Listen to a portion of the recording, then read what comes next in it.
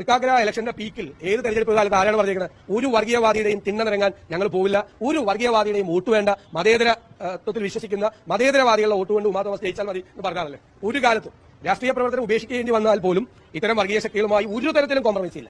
ഞങ്ങൾക്ക് അവർ പിന്തുണ നൽകിയിട്ടുണ്ട്, പാർലമെന്റ് തെരഞ്ഞെടുപ്പിൽ ഞങ്ങൾക്ക് അവർ പിന്തുണ നൽകിയിട്ടുണ്ട്, ഞങ്ങൾ ആ പിന്തുണ സ്വീകരിച്ചിട്ടുണ്ട്. ഇപ്പൊ ഞങ്ങളുടെ സ്ഥാനാർത്ഥിക്ക് പിന്തുണ നൽകുന്നുണ്ട്, ഞങ്ങളത് സ്വീകരിക്കുന്നു. എന്താ തെറ്റ്? അതൊന്നും ഈ തെരഞ്ഞെടുപ്പിൽ വിഷയമാക്കി കൊണ്ടുവന്ന് വർഗീയ വിരുദ്ധ നിലപാടിന്റെ കാപട്യം ഞങ്ങളെ കൊണ്ട് കൂടുതൽ പറയിപ്പിക്കില്ല.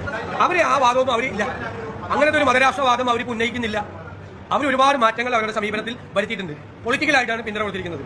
കോൺഗ്രസിനാണ്, UDF-നാണ് അവർ പിന്തുണ കൊടുത്തിരിക്കുന്നത്. ജമാഅത്തെ ഇസ്ലാമിയുടെ സ്ഥാപകനായ അബുൽ അല മൗദൂദി അദ്ദേഹം എഴുതിയ തത്വസംഹിതയാണ് ഇന്ത്യ രാജ്യത്ത് ഈ പറയുന്ന ഈ ISIS ആണെങ്കിലും ലഷ്കർ-ഇ തോയ്ബയാണെങ്കിലും ബാക്കി ആരാണെങ്കിലും അവർക്കൊക്കെയുള്ള ആശയപരമായ ആയുധം അണിയിച്ചത് അവരാണ്. ജമാഅത്ത് ഇസ്ലാമിയുടെ കടുത്ത വിമർശകനായ ആര്യാടൻ മുഹമ്മദിന്റെ മകൻ ജമാഅത്ത് ഇസ്ലാമിയുടെ വോട്ട് വാങ്ങുകയാണോ എന്നതാണ് ഇടതുപക്ഷം ചോദിക്കുന്നത്. എന്താണ് അതിനുള്ളൊരു മറുപടി?